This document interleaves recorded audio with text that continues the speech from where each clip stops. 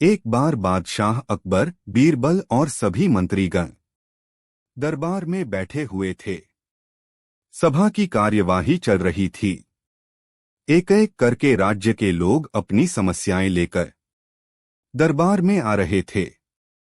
इसी बीच वहां एक व्यक्ति दरबार में पहुंचा। उसके हाथ में एक मर्तबान था। सभी उस मर्तबान की ओर देख रहे थे। तभी अकबर ने उस व्यक्ति से पूछा, इस मर्तबान में क्या है? उसने कहा, महाराज, इसमें चीनी और रेत का मिश्रण है। अकबर ने फिर पूछा, किस लिए? अब दरबारी ने कहा, गलती माफ हो महाराज, लेकिन मैंने बीरबल की बुद्धिमत्ता के कई किस्से सुने हैं। मैं उनकी परीक्षा लेना चाहता हूँ।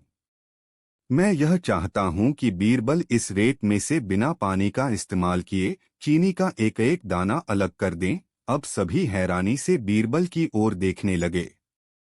अब अकबर ने बीरबल की ओर देखा और कहा, देख लो बीरबल, अब तुम कैसे इस व्यक्ति के सामने अपनी बुद्धिमानी का परिचय दोगे? बीरबल ने मुस्कुराते हुए कहा, महाराज, हो जाएगा, यह तो मेरे बाएं हाथ का काम है। अब सभी लोग हैरान थे कि बीरबल ऐसा क्या करेंगे कि रेत से चीनी अलग अलग हो जाएगी। तभी बीरबल उठे और उस मर्तबान को लेकर महल में मौजूद बगीचे की ओर बढ़ चले। उनके पीछे वह व्यक्ति भी था। अब बीरबल बगीचे में एक आम के पेड़ के नीचे पहुंचे। अब वह मर्तबान में मौजूद रेत और चीनी के मिश्रण को एक आम के पेड़ के चारों तरफ फैलाने लगे।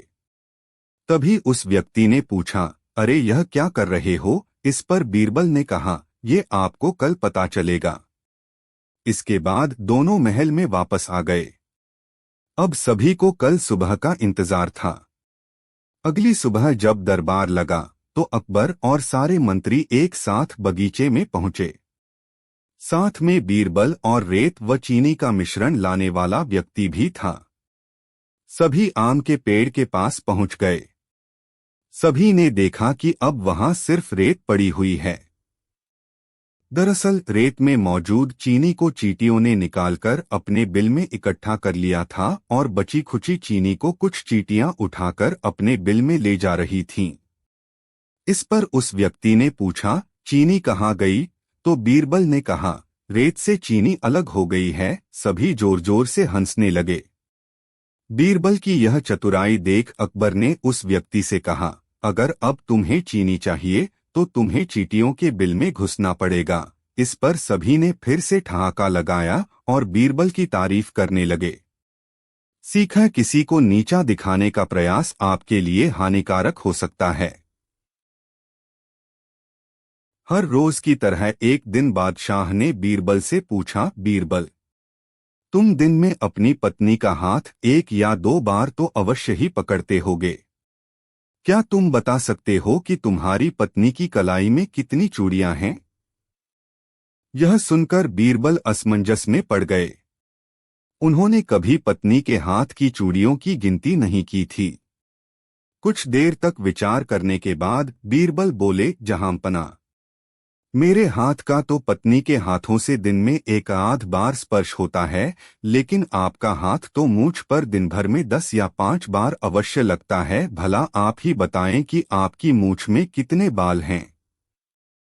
बादशाह ने बात काटने की गरज से कहा, मूंछ के बाल की गणना कठिन है, किंतु हाथ की चूड़ियों को गिनना संभव है। जहांपना, स्त्रियां अपनी पसंद के अनुसार कम अथवा ज्यादा चूड़ियां पहनती हैं। अतः निश्चित तादाद गणना किए बिना बतलाना असंभव है। बीरबल मुस्कराए, फिर आगे बोले, अच्छा, आप जनान खाने में तो रोज जाते हैं। ऊपर पहुंचने के लिए आपको सीढ़ियां चढ़नी पड़ती होंगी। क्या आप बता सकते हैं कि उस जीने में कितनी सीढ़ियां हैं? यह सुनकर बादशाह बोले, कभी उनकी गिनती करने का अवसर ही नहीं मिला। तब बीरबल बोले, जहांपना, सीढ़ियां अटल हैं, बढ़ाई या घटाई नहीं जा सकती। इस पर भी आप निश्चित संख्या नहीं बता पाए तो चूड़ियों की तादाद ठीक ठीक कैसे बताई जा सकती है?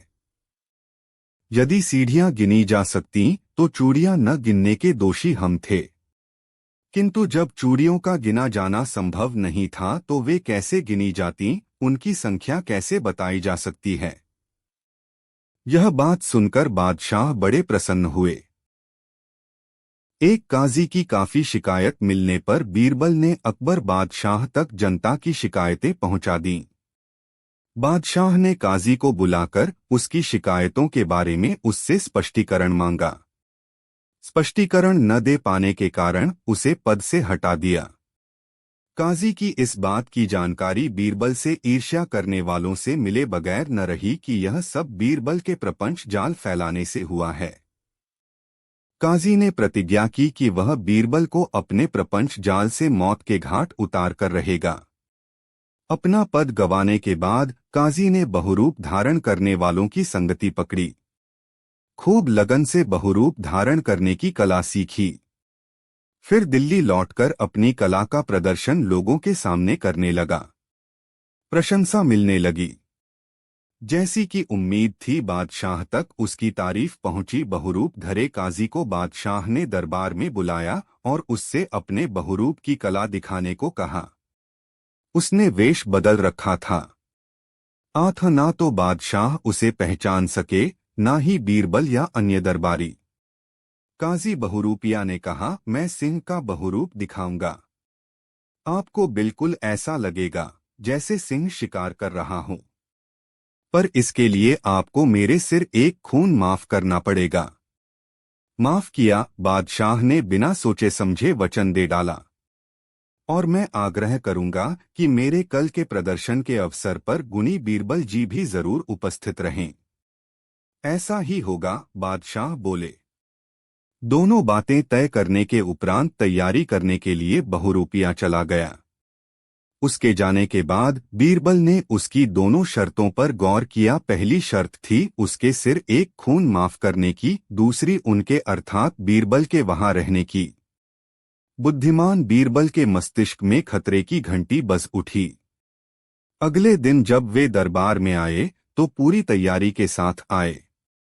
बहुरूपिया शेर का रूप बनाए गुर्राता दहाड़ता दरबार में हाजिर हुआ। उसका यह रूप इतना सजीव था कि कई दरबारी सचमुच सहम उठे। उसने उछलना, कूदना, झपटना और शिकार की घात लगाने का स्वांग करते करते अचानक तेज छलांग मारी और बीरबल को अपनी चपेट में ले लिया। लोगों की चीखें निकल गईं, कलेजे दहल गए। बिल्कुल ऐसा लगा था जैसे बीरबल को अपना शिकार मानकर वह उन्हें चीर फाड़ डालेगा। पर बीरबल तो पूरी तैयारी से आए थे। उन्होंने नीचे कवच पहन रखा था। आंख जख्मी जरा भी न हुए, सिर्फ शेर के पंजे से कपड़े फटकर रह गए। साथ ही अपना बचाव करते समय बीरबल ने उसे नशे के द्रव्य में बुझी ऐसी सुई चुभो दी थी कि वह उछाल मारकर दूर गिरा और काफी देर के लिए बेहोश हो गया। बादशाह और दरबारियों की जान सूख गई थी जब बहुरूपी सिंह ने बीरबल को अपने झपेटे में लिया था। बादशाह लपककर बीरबल तक पहुंचे। कुशलक्षेम पूछते हुए बीरबल को जनान खाने में ले गए। बीरबल सकुशल थे। आठ बादशाह की चिंता मिटी। बीरबल ने बताया कि वह उसी समय सतर्क हो गए थे जब उसने कल एक खून की माफी और मेरी दरबार में उपस्थिति की शर्त रखी थी। यह भी कहा कि उसने जानबूझकर मुझे जान से मार देने के लिए हमला किया था। उसे फांसी पर चढ़ा दिया जाना चाहिए। बादशाह ने राय जाहिर की।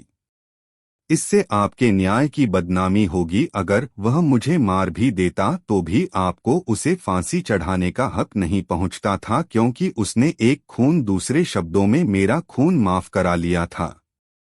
फिर जहर से जहर की काट की जानी चाहिए। बीरबल बोले, किसी को साबित ही न होने दीजिए कि उसने मुझ पर जानलेवा हमला किया था। स्वांग भरने की कला की प्रशंसा कीजिए, इनाम दीजिए। इससे क्या होगा? लोग आपके इंसाफ और कला प्रेम की वाहवाह कर उठेंगे। फिर उसके सामने अगले दिन एक स्वांग और करने का हुक्म दीजिए। उससे कहिए वह सती का स्वांग करे। सती का स्वांग करते हुए जलती आग की चिता में बैठे। बादशाह को युक्ति पसंद आई। दरबार में जाकर वही किया और कहा जो बीरबल से तय हुआ था। इनाम पाकर जहां बहरूपिया बहुत खुश हुआ, वहीं सती के स्वांग के नाम पर उसकी जान सूखने लगी। बादशाह का हुक्म टाले तो कैसे टाले, मजबूरन उसे अगले दिन सती के स्वांग के लिए आना पड़ा। जलती चिता में सती बनकर जलने का उसने वह सजीव अभिनय किया कि हर तरफ से वाह वाह की आवाजें आने लगीं। बीरबल ने कुछ सेवकों, कुछ हकीम वैद्यों को तैयार कर रखा था। वह उदार और दयालु स्वभाव के इंसान थे। उनके साथ कोई बैर करे तो वे प्यार से पेश आते थे। बहुरूपिया चिता में बैठा तो आग की लपटों में झुलसने से हाथ पांव मारने, चीखने और चिल्लाने लगा। बीरबल के इशारे पर सेवक दौड़े उसे बचाया। वैद्य हकीम उसके इलाज में जुट गए। कुछ दिनों के इलाज के बाद वह ठीक हो गया। उसे जब मालूम हुआ कि बीरबल ने ही उसको बचाने का प्रबंध पहले से कर रखा था, तो अपने कपटपूर्ण व्यवहार पर बहुत पछताया। बीरबल के पैरों पर गिरकर माफी मांगी, अपने असली रूप का प्रदर्शन कर बादशाह से भी क्षमा मांगी। बीरबल के कहने पर बादशाह ने उसे माफ कर दिया। एक बार एक मशहूर व्यापारी के यहाँ बहुत सा धन चोरी हो गया। उस व्यापारी ने इसकी रिपोर्ट राज्य के अधिकारियों को दी। काफी जांच पड़ताल के बाद भी चोर नहीं पकड़ा जा सका। चोर व्यापारी के घर से सभी बेशकीमती चीजें उठा ले गए थे।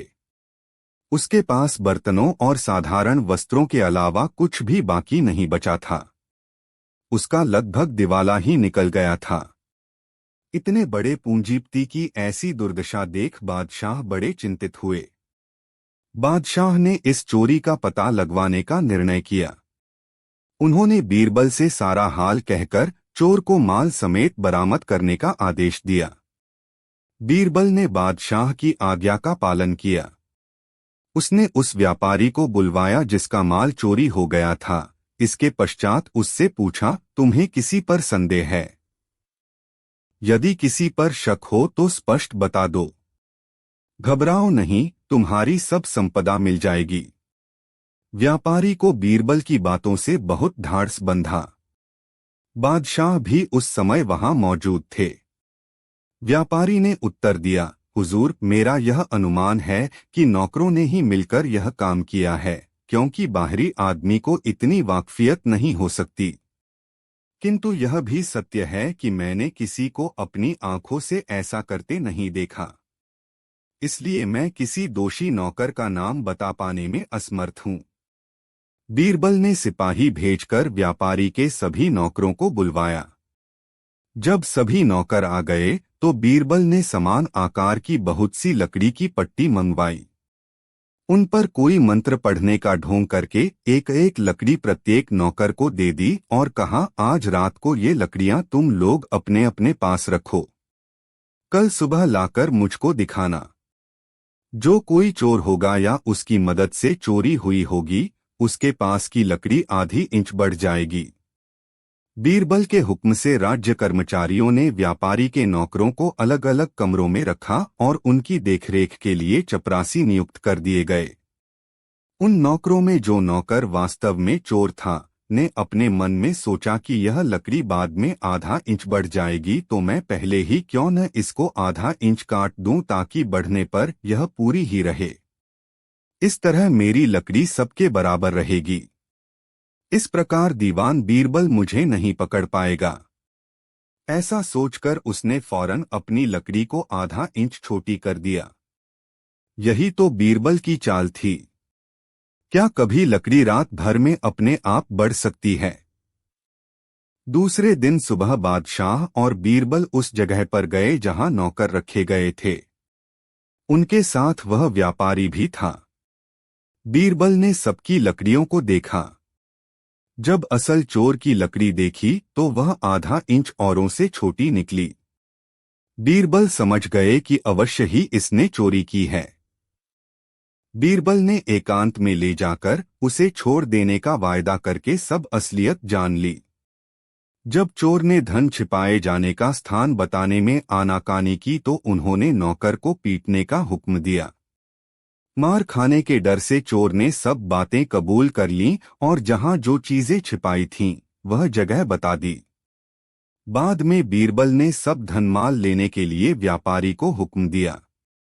व्यापारी का जो कुछ माल चोरी हो गया था वह सब मिल गया।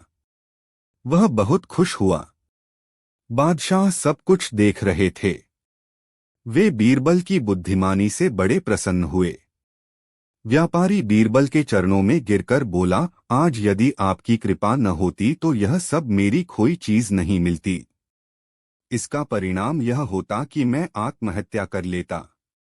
बीरबल ने उसे उठाकर गले लगा लिया और उसका सारा सामान उसे सौंप दिया। नौकर को राज्य के कानून के अनुसार दंड का आदेश दे दिया गया। शब्बो नामक एक हिजड़ा बादशाह अकबर का मुंह लगा सेवक था, मगर वह बीरबल से बहुत चिढ़ता था। जब भी मौका मिलता बादशाह से उसकी बुराई करता। एक दिन वह बादशाह से बोला, जहांपनाह, आपने बेकार में ही बीरबल को अपने दरबार में रखा हुआ है। वह बड़ा हाजिर जवाब है। बादशाह बोले। शब्बो बुरा सा मुंह बनाकर बोला, अगर वह हाजिर जवाब है तो मेरे 3 सवालों का जवाब दे दे तब जानूं। क्या सवाल हैं तुम्हारे? बादशाह ने पूछा। पहला सवाल, पृथ्वी का बीज कहाँ है?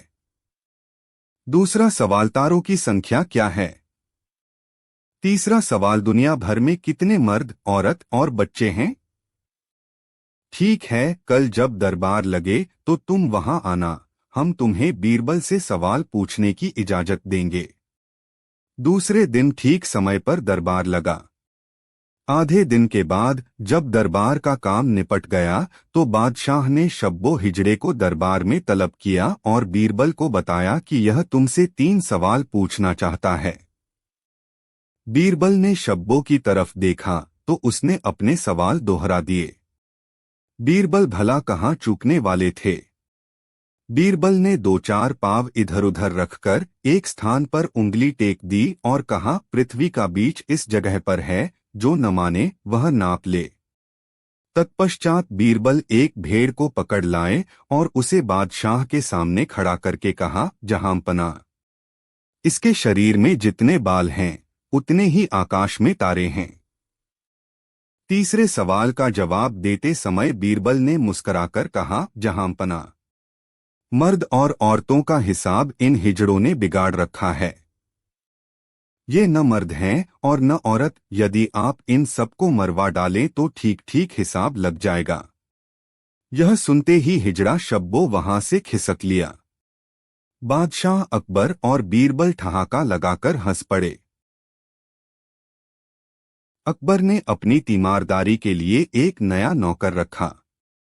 नौकर को उन्होंने कहा कि वह अपने ढंग से समझे कि उन्हें किस वक्त किस चीज की जरूरत होती है और उनके किस कथन का क्या अर्थ होता है। नौकरी पाने के बाद उनका यह नया नौकर सुलेमान बहुत खुश हुआ, मगर उसकी खुशी थोड़ी देर में ही समाप्त हो गई, क्योंकि महल के नौकरों से उसे मालूम हुआ कि बादशाह अपने तीमारदार में इतनी खूबियां चाहते हैं कि एक आदमी में उतनी खूबियां हों, यह संभव ही नहीं है। जैसे बादशाह जब बिस्तर से उतरते हैं तो उनका तीमारदार उनकी चप्पलें उनके पाँव के पास बिना मांगे ही रखता है।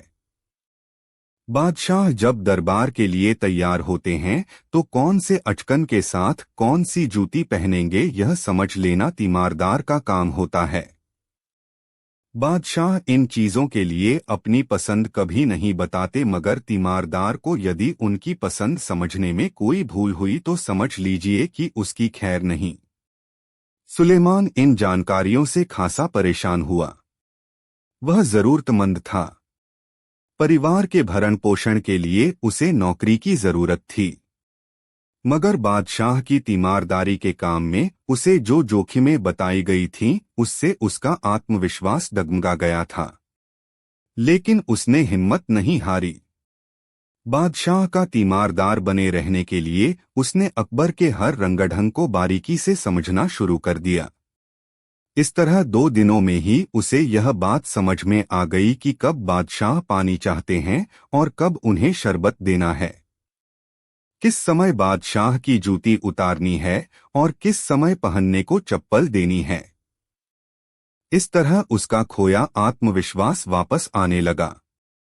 अभी उसे बादशाह की तीमारदारी में लगे 3-4 दिन ही बीते थे कि एक सुबह बादशाह ने जगते ही सुलेमान से कहा, बुला लाओ। सुलेमान बादशाह का आदेश सुनने के बाद कमरे से बाहर चला गया। कमरे के बाहर पहुंचने के बाद वह परेशान हाल इधर उधर चहलकदमी करने लगा। बार बार उसके मन में सवाल उठता, किसे बुलाकर लाऊं? न जाने बादशाह ने किसे बुलाकर लाने को कहा है। वह इसी उधेड़बुन में लगा था कि बादशाह से मिलने के लिए कुछ जरूरी दस्तावेजों के साथ बीरबल वहां पहुंचा। सुलेमान पर उसकी नजर पड़ी। बीरबल ने सुलेमान की हालत देखी तो उसे यह जानने की उत्सुकता हुई कि बादशाह का यह खास तीमारदार यूं परेशान सा क्यों है। इसलिए उसने सुलेमान से पूछा, क्या बात है सुलेमान, यह सुबह सुबह तुम्हारे चेहरे पर मुर्गनी सी क्यों छाई हुई है? सुलेमान ने बीरबल को अपनी परेशानी बताई, हुजूर, सुबह जब मैं बादशाह के पास उनकी तीमारदारी के लिए गया तो बादशाह ने मुझे कहा, बुला लाओ, मुझे सिर्फ तीमारदारी की इजाजत है। मैं बादशाह से सवाल नहीं कर सकता। इसलिए मैं आदेश सुनकर बादशाह के कमरे से तो बाहर निकल आया, मगर समझ में नहीं आया कि बादशाह ने मुझे किसे बुलाकर लाने को कहा है। अब तो जैसे जैसे समय बीत रहा है वैसे वैसे मेरे दिल की रफ्तार बढ़ रही है। लग रहा है कि मेरी नौकरी अब बचने वाली नहीं। रुआसासा सुलेमान कुछ और बोलता, उससे पहले ही बीरबल ने उसे टोक दिया, अरे कोई बात नहीं है, जाओ जाकर हजामत बनाने वाले को बुलाकर ले आओ। बीरबल की बात सुनकर सुलेमान बीरबल की ओर संशय भरी निगाह से देखने लगा, मानो पूछ रहा हो कि कहीं कोई गलती हो गई तो। बीरबल ने उसके संशय को समझते हुए कहा, जो कह रहा हूं करो। सुलेमान, बादशाह तुम पर खुश भी होंगे और इनाम भी देंगे। सुलेमान ने हज्जाम को बुला लिया और उसे बादशाह के कक्ष में छोड़ आया।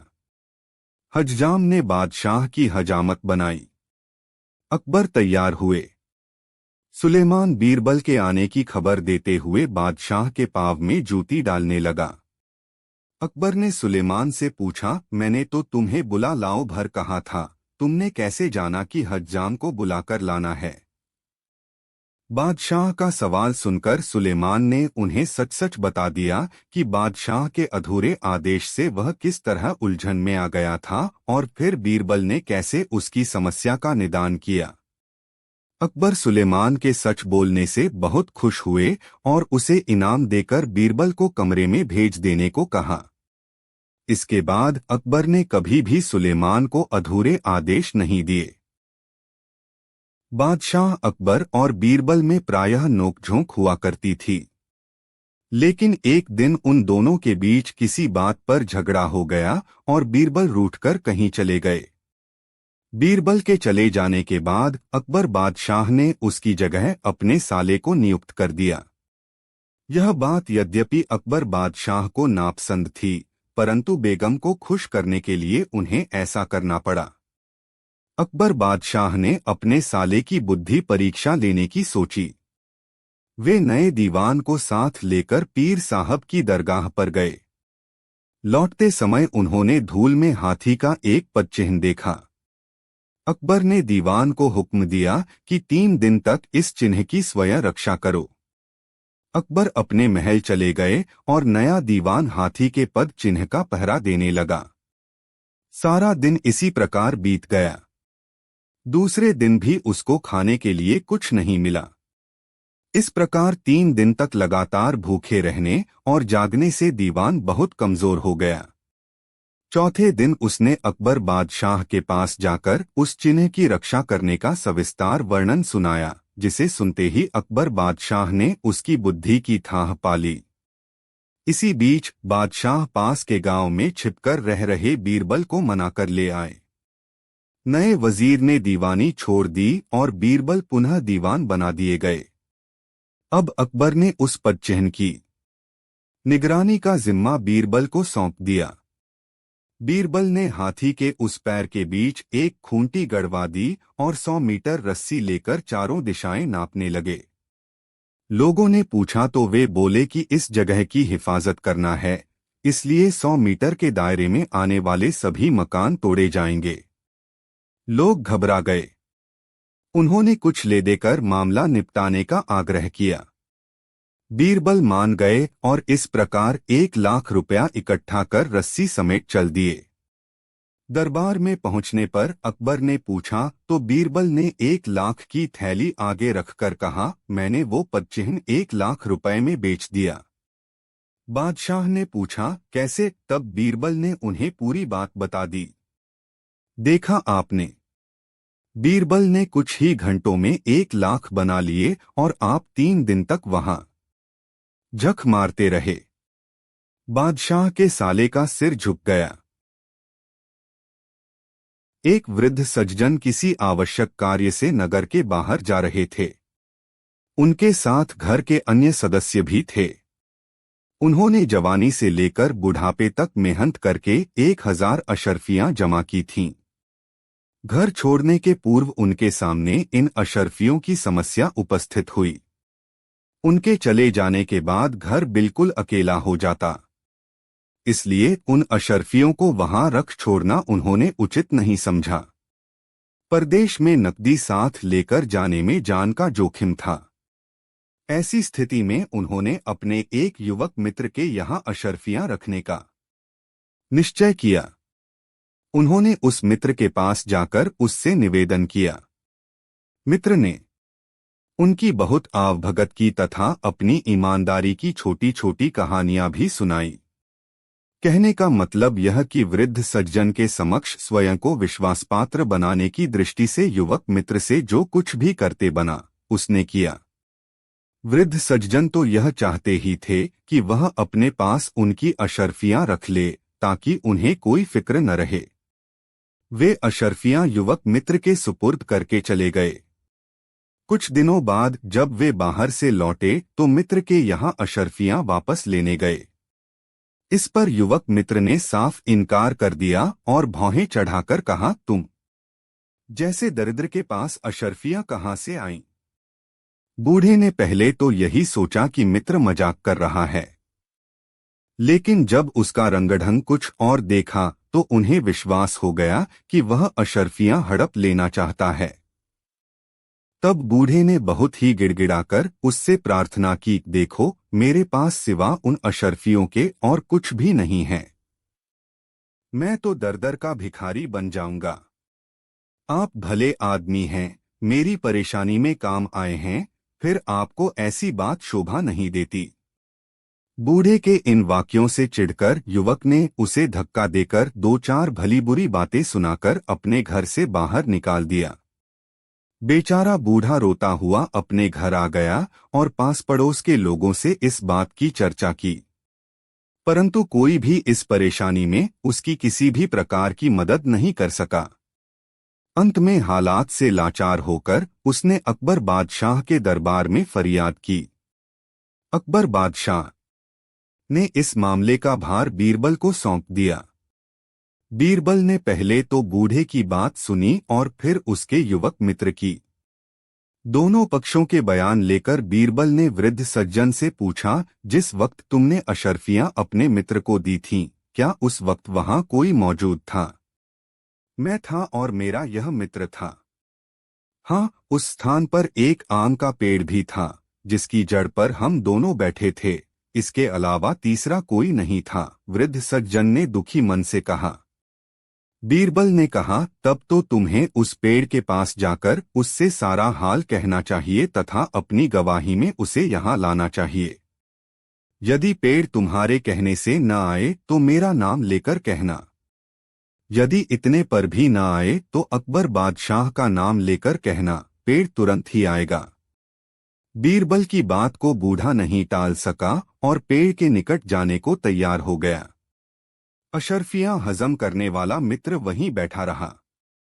जब बूढ़े को गए कुछ देर हो गई तो बीरबल ने एकाएक युवक से पूछा, क्या बूढ़ा अब तक उस पेड़ के पास पहुंच गया होगा? युवक ने अधिकारपूर्वक जवाब दिया, अभी नहीं, क्योंकि वहां जाने का मार्ग बहुत कंकरीली थरीली धरती तथा झाड़ियों से युक्त है, इसलिए देर हो जाना स्वाभाविक है। यह सुनकर बीरबल समझ गया कि अवश्य ही इसके पास अशर्फियां हैं। फिर भी बीरबल अपनी पुस्तक के पृष्ठ बराबर पलटते रहे। कुछ देर बाद बूढ़ा वापस आया, उसके मुख पर निराशा छाई हुई थी।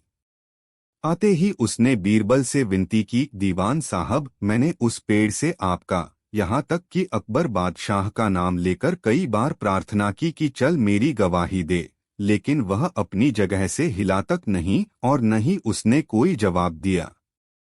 तब बीरबल ने बूढ़े को बताया, जैसे ही तुम उसके पास पहुँचे, अपनी प्रार्थना उसे सुनाई तथा मेरा नाम उसे बताया, वैसे ही वह यहाँ आ गया और मुझे सारा हाल बता गया। युवक, जो शुरू से अंत तक उन्हीं के पास बैठा था, आश्चर्य से पूछ बैठा, महाराज, पेड़ यहाँ कब आया था? यदि आता तो मैं भी देखता। बीरबल बोले, यह तो निश्चय ही है कि उस पेड़ के पास तुमने इस बूढ़े सज्जन से अशर्फियां ली हैं, क्योंकि ऐसा न होता तो तुम कैसे स्वीकार कर लेते कि पेड़ अभी दूर है, रास्ता भी ठीक नहीं है। इन सब बातों से स्पष्ट है कि अवश्य ही तुम उस पेड़ से परिचित थे और वह स्थान तुम्हें मालूम था। यदि ऐसा नहीं होता तो तुम उसी वक्त आश्चर्य से कहते, कौन सा पेड़, तुमने जरूर अशर्फियां ली हैं। यदि तुम भले आदमी हो तो अब ठीक ठीक बता दो, अन्यथा तुम्हारे साथ भी वही सलूक किया जाएगा जो चोरी करने वाले के साथ होता है। युवक मित्र ने अशर्फियों का लेना स्वीकार कर लिया। बीरबल की आज्ञा से युवक ने अशर्फियां बूढ़े को वापस दे दीं। इसके बाद बीरबल ने युवक को शासन विधान के अनुसार दंड दिया। एक दिन अकबर के दरबार में मौसम पर चर्चा होने लगी। बादशाह इस चर्चा में स्वयं रुचि ले रहे थे, इसलिए दरबारी उसमें जी जान से लगे हुए थे। किसी ने गर्मी के मौसम को सबसे अच्छा बताया तो किसी ने सर्दी की शान में कसीदे पढ़े। किसी को बरसात के उमड़ते घुमड़ते गदराए बादलों का सौंदर्य स्मरण हो आया। चर्चा में सभी दरबारी बढ़ चढ़कर हिस्सा ले रहे थे। अकबर ने गौर किया कि बीरबल इस चर्चा में भाग नहीं ले रहा है, तो उसने बीरबल को उकसाया, क्या बात है बीरबल, तुम कुछ भी नहीं बोल रहे हो? तुम भी तो बताओ कि कौन सा मौसम सबसे प्यारा है। बीरबल मानो इस उकसावे का इंतजार ही कर रहा था। उसने कहा, जहांपना, मेरे विद्वान साथियों ने मौसम के बारे में इतनी विद्वत्तापूर्ण जानकारियां दी हैं कि मुझ नाचीज का बोलना या न बोलना दोनों बराबर है। लेकिन आपका हुक्म है तो मैं बोलूंगा ही।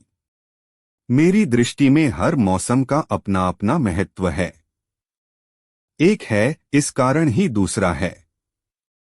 अब गर्मी की ही बात लें तो गर्मी में जितने तरह के फूल और फल देखने को मिलते हैं, क्या किसी अन्य मौसम में उस तरह के फूल और फल का वजूद दिखाई पड़ता है? तरबूज, खरबूज, खीरा, ककड़ी, नारंगी, संतरा, किन्नू, सपाटू, आम, लीची और ऐसे ही न जाने कितने फल जो रूह को ताजगी और सुकून से भर देते हैं। आग बरसाने वाले सूरज की तपिश से इंसान जब बेचैन होता है, तब ये फल उन्हें तपिश से राहत दिलाने का काम करते हैं। गर्मी में नदी नाले का पानी भाप बनकर उड़ जाता है और बादल बन जाता है। इसलिए ही गर्मी के बाद बरसात का मौसम आता है। इस मौसम में वही बादल बरसते हैं जो गर्मी में पानी के भाप बन जाने से बने थे। वही पानी की आसमानी बूंदें धरती के रग-रग की प्यास हर लेती हैं। धरती उर्वर बनती है। धरती के जरेंजरे में पानी के संचार से मौसम की तपिश मिट जाती है और वातावरण सर्द होने लगता है। इस तरह बरसात के बाद जाड़े का आगमन होता है। इन तीनों मौसम में अपने अपने ढंग का अलग अलग आनंद है, जिसकी एक दूसरे से तुलना नहीं की जा सकती। हाँ, इन तीनों मौसम में एक बात जो समान है वह बात यह है कि यदि आदमी के पास पैसा है तो इन तीनों मौसमों का लुत्फ उठाया जा सकता है।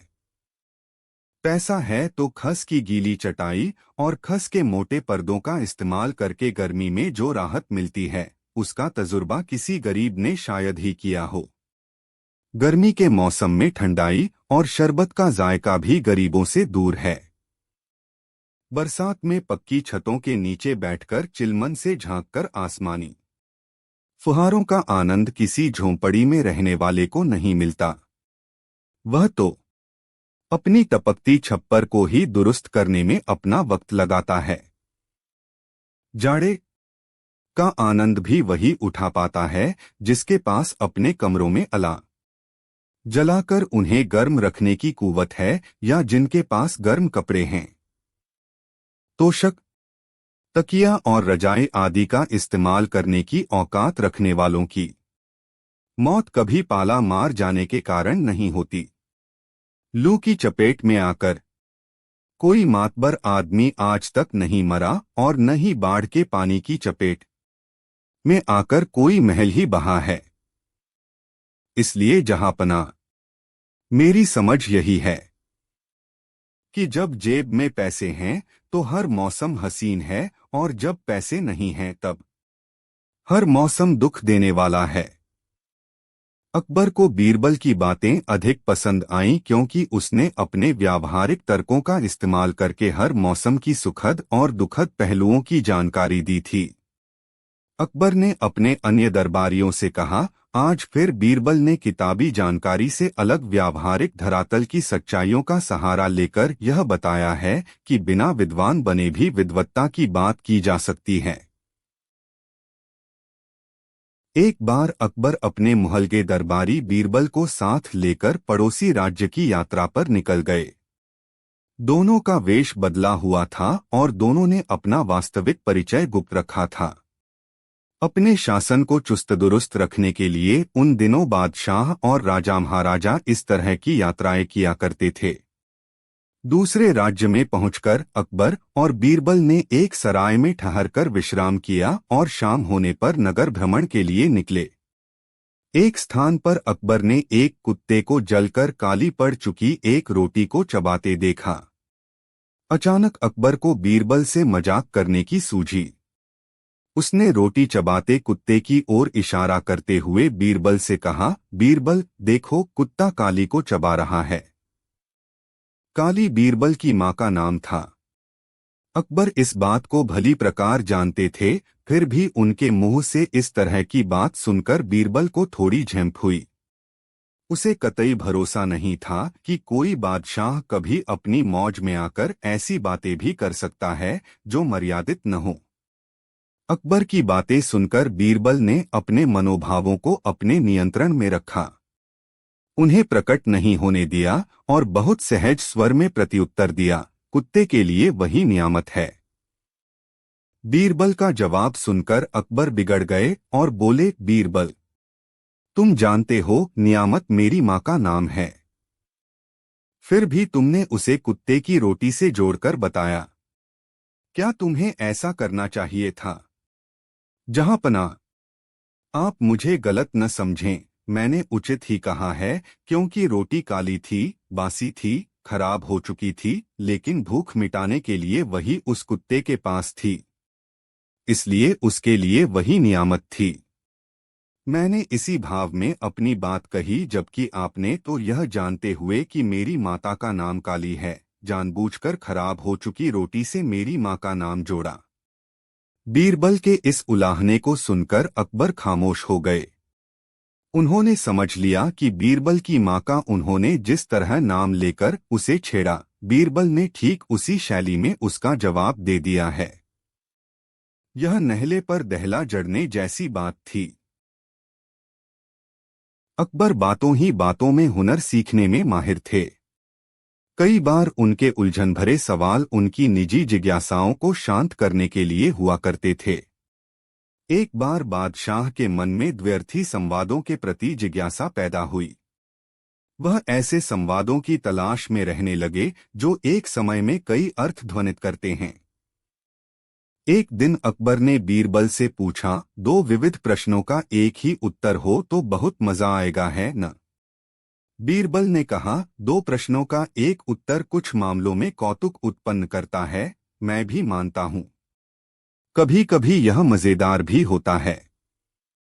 मुझे दो सवाल ऐसे बताओ जिसका उत्तर एक ही हो, अकबर ने बीरबल से कहा। थोड़ी देर सोचने के बाद बीरबल ने कहा, जहांपना, शाम को हम जब टहल रहे होंगे उस समय मैं आपके प्रश्न का उत्तर देने का प्रयास करूंगा। शाम को अकबर बीरबल के साथ टहलने निकले।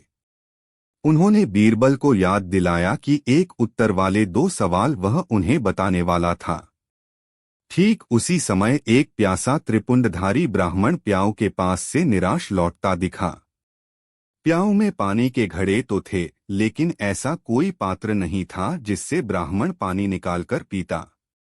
प्याऊ से थोड़ी दूरी पर एक गधा गर्दन झुकाए खड़ा था। यह दृश्य देखकर बीरबल के मन में अकबर के प्रश्न का समाधान सूझ गया। उसने कहा, जहांपना, प्याऊ के पास से लौटते ब्राह्मण को देखकर सवाल पैदा होता है कि ब्राह्मण प्यासा क्यों? और प्याऊ से थोड़ी दूरी पर मुंह लटकाए गधे को देखकर सवाल पनपता है कि गधा उदास क्यों? हाँ, ये सवाल पूछे जा सकते हैं। मौजू हैं, अकबर ने कहा।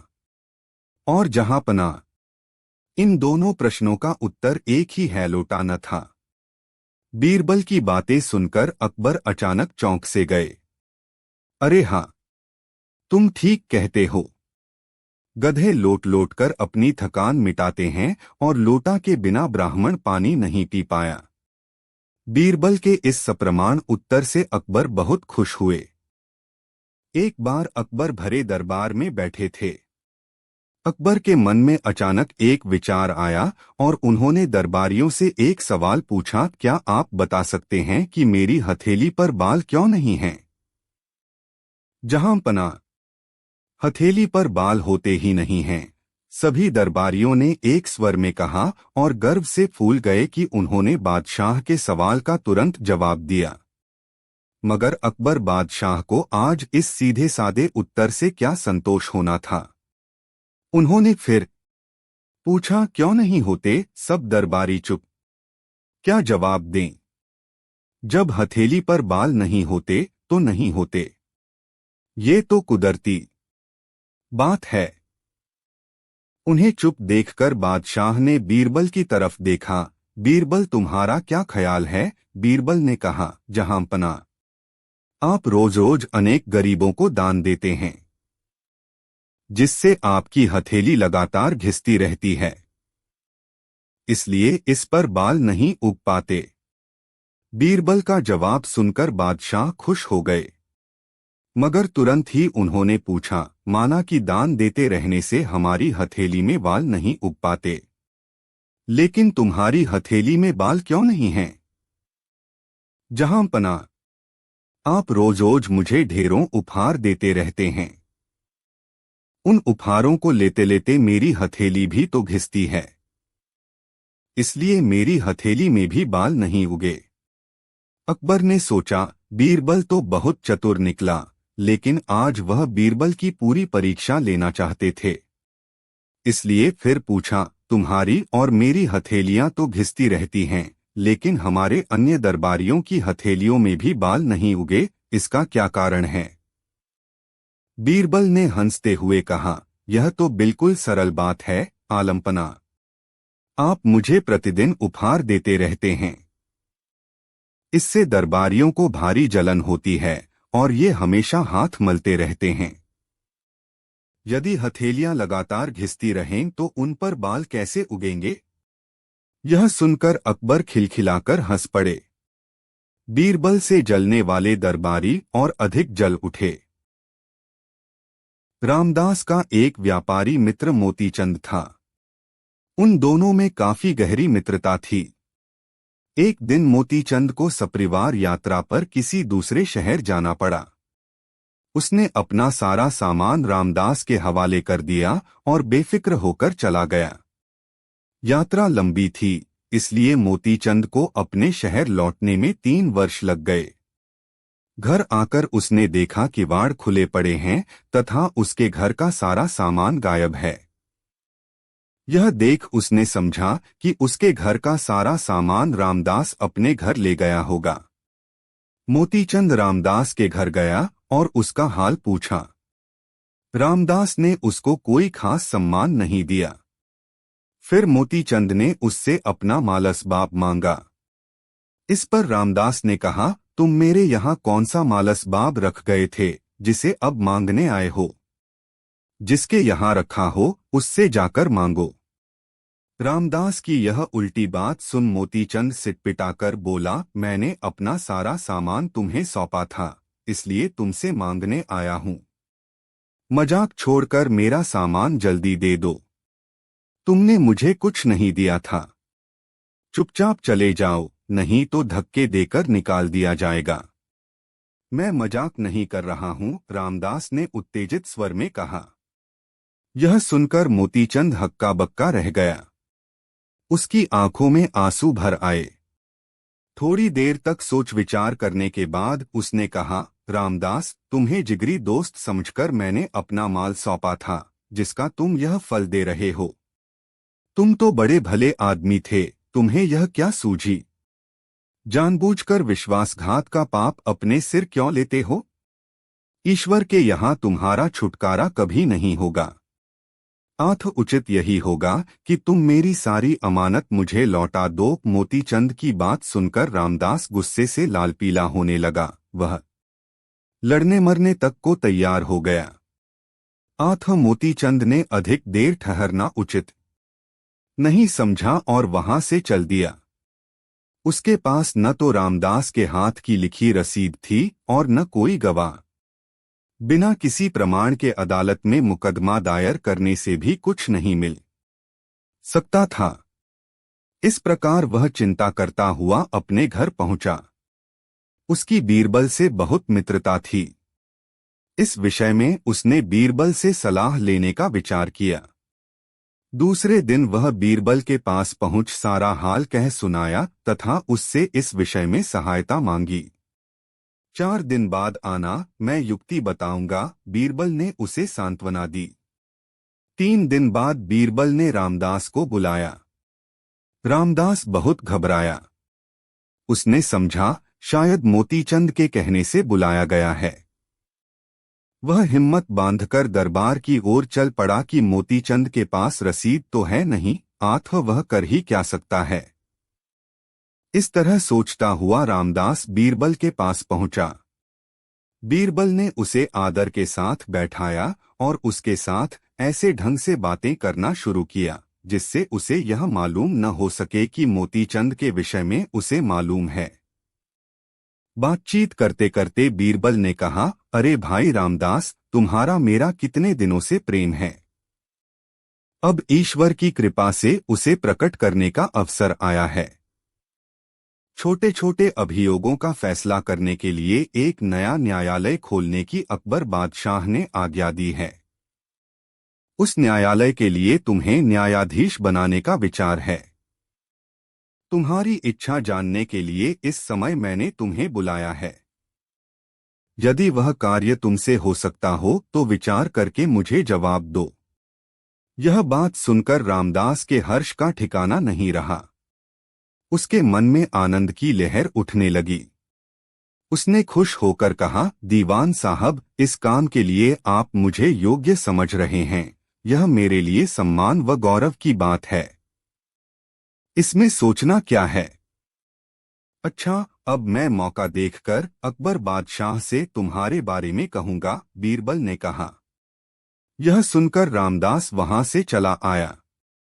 रास्ते में उसके मन में अनेक प्रकार के विचार उठते रहे। वह खुशी से आनंदित होता हुआ घर पहुंचा।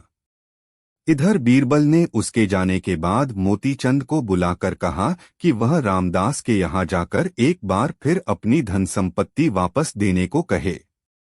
बीरबल के कहने पर मोतीचंद प्रातःकाल रामदास के पास गया और अपनी धन संपत्ति वापस करने की फिर प्रार्थना की। रामदास ने पहले की तरह ही कहा, तुम्हारा मेरे पास है क्या जो तुम बार बार मांगते हो?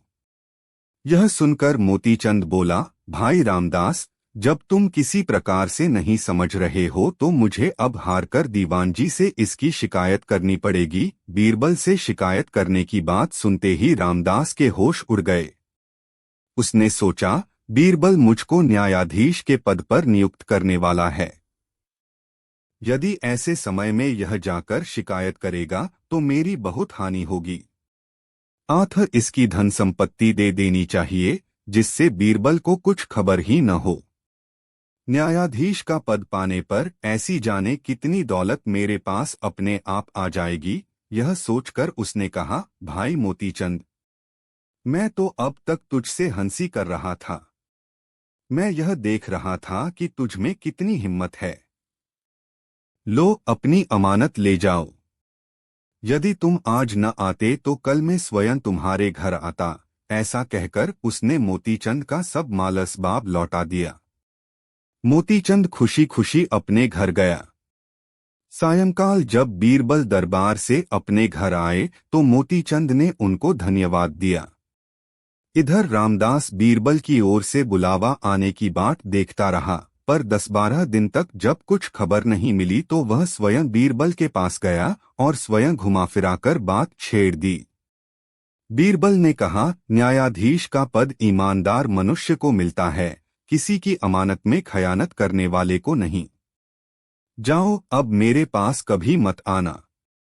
यह सुनकर रामदास अपना सा मुंह लेकर चला गया। उसको उसकी धृष्टता का फल मिल गया था। जब यह खबर बादशाह अकबर के पास पहुंची तो बीरबल के न्याय से वह बहुत खुश हुए। एक बार अकबर और बीरबल शिकार के लिए गए। शिकार की तलाश में घूमते घूमते वे जंगल में बहुत दूर निकल गए। उस दिन उन्हें कोई शिकार नहीं मिला। दोनों बहुत थक गए थे। वे एक झरने के पास रुक गए। दोनों ने झरने में हाथ पैर धोए, घोड़ों को पानी पिलाया और आराम करने के लिए एक पेड़ के नीचे लेट गए। थोड़ी देर बाद ही बादशाह को भूख का एहसास होने लगा, मगर खाने पीने का कुछ भी सामान उनके पास नहीं था। बादशाह यह भी नहीं चाहते थे कि बीरबल को उनकी भूख का पता चले। आखिर वह क्या सोचेगा। उन्होंने फैसला किया कि भूख की बात बीरबल को नहीं बताएंगे। इसी प्रकार शाम हो गई थी। धीरे धीरे अंधेरा भी होने लगा, इसलिए दोनों घर लौटने को तैयार हुए। मगर भूख के मारे अकबर का बुरा हाल हो गया। उनका पेट कमर से जा लगा, शरीर में उठने तक की ताकत न रही। तब मजबूर होकर उन्होंने बीरबल से कहा, बीरबल, मुझे भूख लगी है। तुम्हारे पास खाने के लिए कुछ हो तो दो। जहां पनाह। खाने के नाम पर तो मेरे पास कुछ भी नहीं है। हाँ, घोड़े के लिए थोड़े चने जरूर। हमें वही दे दो बीरबल। हमसे भूख सहन नहीं हो रही। बीरबल अपने घोड़े की जीन में से चने की पोटली ले आए। अकबर वह सारे चने खा गए। चने खाने के बाद दोनों अपने अपने घोड़ों पर चढ़ने लगे। बीरबल ने जैसे ही अपने घोड़े की रकाब में पैर रखा, घोड़ा हिनहिनाने लगा। बीरबल के घोड़े को बिना किसी कारण हिनहिनाता देखकर अकबर को आश्चर्य हुआ। उन्होंने पूछा, तुम्हारा घोड़ा क्यों हिनहिना रहा है? बीरबल को अकबर से मजाक करने की सूझी। उन्होंने कहा, हुजूर, मेरे घोड़े की खुराक आपने खाई है, इसलिए घोड़ा मुझसे पूछ रहा है, अब तुम किस पर सवारी करोगे, मुझ पर या बादशाह पर? बादशाह को चने खाना भारी पड़ गया। बीरबल के मजाकिया स्वभाव को बादशाह जानते थे, इसलिए वह बीरबल को हल्के से थपथपाकर हंस पड़े। फिर दोनों घोड़े दौड़ाते हुए आगे बढ़ गए। एक बार बादशाह अकबर ने बीरबल से पूछा, संसार में आंखों वाले ज्यादा हैं या अंधे? बीरबल ने कहा, हुजूर, आंख वालों की अपेक्षा अंधे अधिक है। अकबर बादशाह ने पूछा, यह कैसे कह सकते हो तुम? किसी दिन आपको दिखा दूंगा, बीरबल ने कहा। तीसरे दिन बीरबल एक व्यक्ति को साथ लेकर बाजार में जा बैठे और जूते गांठने लगे। इतने में ही अकबर बादशाह की सवारी उधर से गुजरी। वहां बीरबल को जूते गांठते देखकर उन्होंने पूछा, बीरबल, यह आप क्या कर रहे हैं? यह सुनते ही बीरबल ने अपने पास बैठे व्यक्ति से कहा, अंधे मनुष्यों की नामावली में सबसे पहले अकबर बादशाह का नाम लिखो। उस व्यक्ति ने बीरबल की इजाजत से अकबर बादशाह का नाम लिख दिया। उसके पश्चात धीरे धीरे बहुत से अमीर उमराव आए। उनमें से जिसने भी यह पूछा कि आप क्या कर रहे हैं, उसका नाम अंधों की नामावली में लिखा गया, और जिसने यह पूछा कि आप जूते क्यों गांठ रहे हैं, उसका नाम आंख वालों की नामावली में लिखा गया। इस प्रकार कुछ ही देर में बहुत से मनुष्यों के नाम लिख लिए गए। उन नामों को जब जोड़ा गया तो मालूम हुआ कि अंधों की संख्या अधिक और आंख वालों की संख्या कम है। बीरबल ने यह नामावली अकबर बादशाह को दिखाई। अकबर बादशाह ने जब अंधों की नामावली में सबसे ऊपर अपना नाम देखा तो पूछा, अंधों की नामावली में मेरा नाम लिखने का क्या कारण है? बीरबल ने कहा, जिस समय आपकी सवारी मेरे सामने से होकर निकली, आपने मुझे जूते गांठते हुए देखकर भी अंधों की भांति सवाल किया कि आप क्या कर रहे हैं। इसीलिए आपका नाम अंधों की नामावली में सबसे पहले लिखा गया है, और आपकी तरह जिन्होंने सवाल किया, उनका नाम भी अंधों की नामावली में लिख दिया गया। जिन्होंने यह सवाल किया कि आप जूता क्यों गांठ रहे हैं, उनका नाम आंख वालों की नामावली में लिखा गया। बादशाह अकबर शर्म से पानी पानी हो गए, क्योंकि अंधों की सूची आंख वालों से काफी लंबी थी। पी व्यक्ति को जिस इंसान से प्यार या लगाव होता है, वह उससे कभी कभी खफा भी हो जाता है। एक दिन बादशाह अकबर ने खफा होकर बीरबल को नगर से बाहर निकल जाने का आदेश दे दिया। मगर बीरबल हर हाल में खुश रहने वाले थे। वह नगर से बाहर किसी गांव में जा बसे। अज्ञातवास करते करते महीनों गुजर गए। न बादशाह ने उन्हें बुलाया और न ही वह आए। समय समय पर बादशाह बीरबल को याद करके चिंता करते, पर बीरबल का कोई अतापता न मालूम होने से वह लाचार थे। जब किसी प्रकार बीरबल का पता नहीं चला तो बादशाह ने उन्हें ढूंढने के लिए बहुत से कर्मचारियों को भेजा। वह भी बीरबल को खोजने में कामयाब नहीं हो सके। आखिरकार बादशाह ने बीरबल को ढूंढने की नई तरकीब निकाली। उन्होंने शहर के चप्पे चप्पे पर ढिंढोरा पिटवा दिया कि जो शख्स आधी दूर धूप आधी दूर छाया में हमारे पास आएगा, उसे 1000 रुपये इनाम दिए जाएंगे। बहुत से लोगों ने इनाम पाने की कोशिश की, पर किसी के दिमाग में आधी दूर धूप आधी दूर छाया में होकर आने की युक्ति नहीं सूझी। इस प्रकार यह बात फैलते फैलते बीरबल के कानों तक पहुंची। वह अपने पड़ोस के एक बढ़ी को बुलाकर बोले, तुम एक चारपाई अपने सिर पर रखकर बादशाह के पास जाओ और उनसे कहो कि मैं आधी दूर धूप आधी दूर छाया में होकर आपके पास आया हूँ, इसलिए मुझे इनाम मिलना चाहिए। बढ़ी बीरबल की बात मान एक चारपाई सिर पर रखकर बादशाह के पास पहुंचा और बोला, बादशाह सलामत, मैं आधी दूर धूप और आधी दूर छाया में होकर आया हूँ। मुझे इनाम के 1000 रुपये मिलने चाहिए। बादशाह ने उससे पूछा, सच सच बताओ, तुम्हें इस प्रकार आने की सलाह किसने दी? बादशाह सलामत, कुछ दिनों पूर्व एक पंडित हमारे गांव में आ बसा है। लोग उसे बीरबल के नाम से पुकारते हैं। उसी के कहने पर मैंने यह कार्य किया है, बढ़ी ने भोलेपन से कहा। बढ़ी के मुख से बीरबल का नाम सुनकर बादशाह बड़े प्रसन्न हुए। उन्होंने खजांची से बढ़ी को 1000 रुपये इनाम के रूप में देने का आदेश दिया। फिर बढ़ी के साथ अपने 2 खास कर्मचारियों को बीरबल को लाने के लिए भेज दिया। इस प्रकार बीरबल बादशाह के पास दोबारा पहुंच गए। अकबर अपने समय में प्रतापी सम्राट के रूप में जाने जाते थे। उनके दरबार में बीरबल अपनी बुद्धिमत्ता और हाजिर जवाबी के कारण उनका चहेता बन गया था। कोई भी उलझन की बात आती तो अकबर को एक ही नाम की याद आती, बीरबल। बीरबल भी अकबर के इस व्यवहार और विश्वास पर खरा उतरने की कोशिश करता रहता था। दरबार के बाद अकबर उसे प्रायः रोक लेते।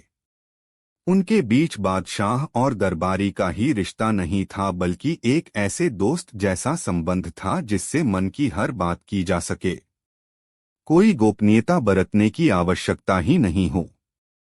एक दिन दरबार से निकलते समय अकबर ने बीरबल को अपने साथ महल में चलने के लिए कहा। ऐसा प्रायः होता था। बादशाह बीरबल को साथ लेकर महल में चले जाते और महल की छत से राजमहल के चतुर्दिक फैली प्राकृतिक सुषमा को निहारते रहते। दोनों के बीच इधर उधर की हल्की फुल्की बातें भी होती रहती। उस दिन भी ऐसा ही हुआ। अकबर अपने साथ बीरबल को महल की छत पर लेकर चले गए। वहां से यमुना की कल्लोल करती धारा देखने में मग्न हो गए। बीरबल उनके साथ था, इसलिए बीच बीच में उनके बीच बातें भी होती रहीं। अचानक अकबर ने कहा, बीरबल, हमारी सल्तनत में तरह तरह के लोग रहते हैं।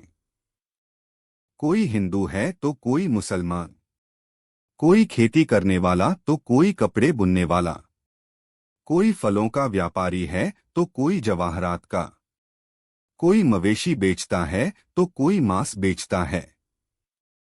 इन तरह तरह के लोगों को देखकर कई बार मेरे मन में यह सवाल पैदा होता है कि इतने तरह के लोगों में सबसे चालाक किस्म के लोग कौन हैं, जो बिना पकड़ में आए अपना मतलब साध लेते हों और दूसरे को लगता हो कि उसने जो किया वह उचित ही था। इस विविधता भरे समाज में क्या सचमुच ऐसी कोई जाति, ऐसी कौम है? हाँ, है जहांपना, बिल्कुल है। वह जाति है बनियों की, जो आपको बिना एहसास कराए अपना मतलब निकालती रहती है और आपको लगता है कि उसने जो किया और कहा वह उचित ही था। बीरबल ने कहा, अरे, ऐसा कैसे हो सकता है कि कोई आदमी आपसे चालाकी बरत रहा हो और आप समझें कि वह जो कर रहा है उसमें अनुचित कुछ भी नहीं है? अकबर ने प्रतिप्रश्न किया। अकबर के संशय को सुनकर बीरबल मुस्कुराया और बोला, जहांपना, मेरी बात आपको सहजता से समझ में नहीं आएगी। बनिया व्यावहारिक जगत का मानव है। उसकी प्रकृति और प्रवृत्ति को उसके व्यवहार से ही समझा जा सकता है। आप यदि मुझे इजाजत दें तो मैं बनियों की चालाकी आपको दिखा सकता हूं और महसूस भी करा सकता हूं। हाँ हाँ, क्यों नहीं।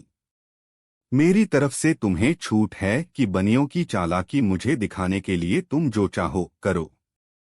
मुझसे जो सुविधा चाहो वह तुम्हें मिल जाएगी, अकबर ने कहा। बीरबल ने थोड़ी देर तक विचार करने के बाद अकबर से कहा, जहांपना, आप पूरे राज्य में मुनादी करा दें कि हर क्षेत्र से बनियों का एक एक प्रतिनिधि पूनम की रात तक चुन लिया जाए और चुने गए तमाम प्रतिनिधि पूनम की रात को शहंशाह अकबर द्वारा आयोजित एक विशेष सभा में अनिवार्य रूप से भाग लें। दूसरे दिन ही पूरे राज्य में मुनादी करवा दी गई। अकबर ने खुद इस बात की तस्दीक की कि राज्य के हर कोने में मुनादी हो चुकी है। दूसरी तरफ बादशाह द्वारा कराई गई मुनादी के कारण राज्य भर के बनियों में खलबली सी मच गई। हर ओर संशय व्याप गया।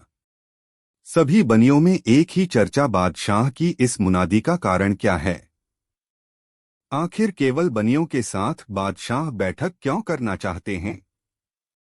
वतन में तो बहुत सारी जातियां हैं, बहुत सारे पेशेवर हैं, फिर केवल बनियों को ही अपना प्रतिनिधि चुनने के लिए क्यों कहा गया? बादशाह का दरबार तो दिन में लगता है, यह रात में खास दरबार लगाने की बादशाह को क्यों सूझी? उस समय आलम यह हो गया कि बनियों के बीच हर जगह ऐसे ही सवालों पर चर्चा होने लगी। जगह जगह पर बनियों की गुप्त बैठकें होने लगीं। किसी ने इस मुनादी में बनियों की भलाई देखी तो किसी ने इसमें किसी विपदा का संकेत पाया। अंततः बनियों में मान्य एक बुजुर्ग ने सलाह दी कि इस तरह की मगजपच्ची से कोई फायदा नहीं है। हर क्षेत्र से एक एक चतुर बनिए का चयन अपने प्रतिनिधि के रूप में कर लिया जाए और पूनम की रात को बादशाह के दरबार में वह प्रतिनिधि हाजिरी दे दे। मुनादी का अक्षरशः पालन किया जाए। अपनी तरफ से न कुछ जोड़ा जाए और न कुछ घटाया जाए। तय यह भी हुआ कि बादशाह के दरबार में जो प्रतिनिधि जाए वह वहां भी अपनी तरफ से कुछ नहीं बोले। दरबार की हाँ में हाँ मिलाने की स्थिति हो तो मिलाए वरना चुप ही रहे। देखते ही देखते बनियों में आपसी समझ विकसित हो गई। हर क्षेत्र से एक एक बनिया प्रतिनिधि चुन लिया गया। पूनम की रात भी आ गई। अकबर का दरबार लगा। दरबार में बनियों के प्रतिनिधियों के बैठने की व्यवस्था की गई थी। बीरबल को छोड़कर उस दरबार में अन्य किसी भी दरबारी को नहीं बुलाया गया था। अकबर अपने तख्त पर आसीन थे। बनियों के सारे प्रतिनिधि आ चुके थे। बीरबल ने सबसे अंत में एक थाल में उड़द लेकर दरबार में प्रवेश किया। बीरबल वह थाल बारी बारी से बनियों के प्रतिनिधियों को दिखाता हुआ बादशाह के पास पहुंचा और थाल बादशाह अकबर के सामने रखकर बोला, महाप्रतापी बादशाह अकबर के दरबार में बनियों को आज विशेष इज्जत बख्शी जा रही है। अकबर की सल्तनत में यह पहला मौका है कि किसी जाति विशेष के सर्वमान्य प्रतिनिधियों को एक स्थान पर एकत्रित देखा जा रहा है। बादशाह अकबर की समझ है कि बनिया जाति के लोग ही उनके राज्य का भरण पोषण कर रहे हैं। सबकी जरूरतों की पूर्ति के लिए राज्य भर में सामानों के वितरण की व्यवस्था इस जाति के लोग जिस निष्ठा और तत्परता से करते हैं उसकी कोई मिसाल नहीं है। बादशाह अकबर के दरबार में सभी बनिया प्रतिनिधियों का स्वागत है। बीरबल की बातें सुनकर बनिया प्रतिनिधियों ने तालियां बजाईं और फिर एक दूसरे का कंधा दबाकर सतर्क रहने का संकेत दिया। सबसे पीछे बैठे एक बनिए ने अपने पास बैठे बनिए के कान में फुसफुसाकर कहा, सत्ता अपने चकाचौंध और चिकनी चुपड़ी बातों से ऐसे ही लोगों को फांसती है, सावधान रहना। उस बनिए ने अपने पास वाले और फिर पास वाले ने अपने पास वाले के कान में फुसफुसाकर वह पंक्ति दोहरा दी और इस तरह सभी बनियों में यह संदेश आनन फानन में प्रसारित हो गया। बीरबल ने फिर कहना शुरू किया, आप लोग यह जानने के लिए अवश्य उत्सुक होंगे कि बादशाह सलामत ने आप लोगों के लिए विशेष दरबार क्यों लगाया है, और शायद यह भी कि मैंने आप लोगों को एक थाल अनाज क्यों दिखलाया है। दरअसल बादशाह सलामत यह जानना चाहते हैं कि थाल में रखे हुए अनाज को क्या कहते हैं। आप लोग बारी बारी से आए और थाल में रखे हुए अनाज को देखकर बादशाह को उसका नाम बताएं। बनिए चकित रह गए जब बीरबल ने अपनी बात समाप्त की। आखिर थाल में कोई नायाब और अनजाना सा अनाज तो था नहीं। उड़द को दूर से देखकर ही पहचाना जा सकता है। बनियों ने फिर एक दूसरे का कंधा दबाकर एक दूसरे को सतर्क हो जाने का संकेत दिया। उनकी सतर्कता देखकर बीरबल मुस्कुरा रहा था और अकबर सोच रहे थे, अजीब बेवकूफ लोग हैं जो उड़द भी नहीं पहचानते। अभी तक तो सबके मुंह से इस थाल में भरे अनाज का नाम निकल जाना चाहिए था। इन बेवकूफों को बीरबल हमारी सल्तनत की सबसे तेज दिमाग जाति बता रहा था। बनिए बारी बारी से उठने लगे। एक बनिया थाल के पास गया और बादशाह से बोला, जहांपना, देखा तो है पहले भी इस अनाज को मगर इसका नाम मुझे याद नहीं। दूसरे बनिए ने कहा, मूंग जैसा लगता है पर मूंग नहीं है। तीसरे ने कहा, यह अनाज तो दहलन है, दाल बनाने के काम आता है। उत्तर के किसान इसे उगाते हैं मगर नाम मुझे मालूम नहीं। चौथे ने कहा, पहचानता तो हूं मगर नाम भूल गया। इस तरह सारे बनिए उड़द देखकर लौट आए मगर किसी ने नहीं कहा कि वह उड़द है। अकबर यह माजरा देखकर चकित हो गए और आवेश में कहा, अरे बेवकूफो, तुम लोग उड़द भी नहीं पहचानते। दो चार बनियों ने संवेद स्वर से कहा, जी हाँ जहांपना, वही है वही है। बीरबल ने तुरंत पूछा, वही है भी है, क्या कह रहे हो? इस अनाज का नाम बताओ। बनियों ने संवेद स्वरों में कहा, अभी अभी आलम पनाह ने जो कहा भी नाम है। अकबर उस समय तक ऊब चुके थे। उन्होंने सबको डपटते हुए कहा, जाओ दफा हो जाओ यहां से, जो उड़द भी नहीं पहचानते उनसे बात करने से फायदा ही क्या। बनियों ने जब अकबर का फरमान सुना तो उनकी जान में जान आई और वे वहां से अपने अपने घरों की ओर चल दिए। उनके जाने के बाद अकबर ने बीरबल से पूछा, बीरबल, तुम अब भी समझते हो कि बनिए चालाक होते हैं? बीरबल ने हंसते हुए कहा, जी हाँ जहांपना। आपने देखा किसी भी बनिए ने उड़द की पहचान नहीं की। उड़द कोई ऐसा अनाज नहीं जिसे ये लोग नहीं पहचानते थे। दरअसल उनकी समझ में यह नहीं आ रहा था कि उड़द की पहचान के लिए बादशाह ने इतनी आडंबरपूर्ण तैयारी क्यों करवाई, और उन्हें संदेह था कि बिना बादशाह की मंशा जाने उड़द की पहचान करने से लेने के देने भी पड़ सकते हैं। इसलिए वे आपस में एकमत हो गए थे कि कोई भी व्यक्ति उड़द को उड़द नहीं कहेगा, और अंत तक उनकी यह सहमति बनी रही। यही चालाकी और सहमति इस जाति की ताकत है। आपने देखा होगा, जब किसी चीज की बाजार में कमी होने लगती है तब ये लोग उसकी मनमानी कीमत वसूलते हैं, भले ही उस पर उनकी लागत 2 पैसे भी नहीं आई हो। अकबर ने सिर हिलाते हुए कहा, तो तुम यह कहना चाहते हो कि समय का लाभ लेने वाली जाति है बनिया? जी हाँ जहांपना, आपने ठीक समझा। इतना कहकर बीरबल हंसने लगा।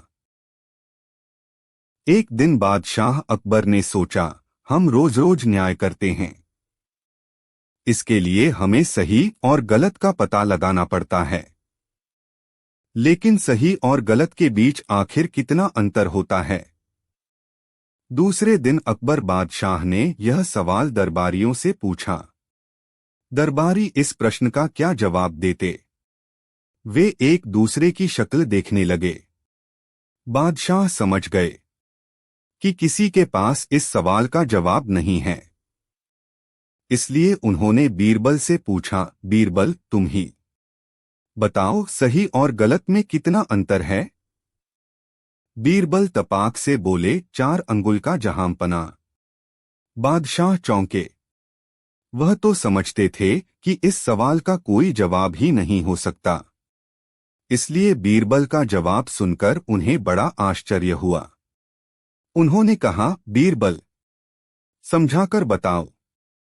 जहांपना, आंख और कान के बीच 4 अंगुल का अंतर है।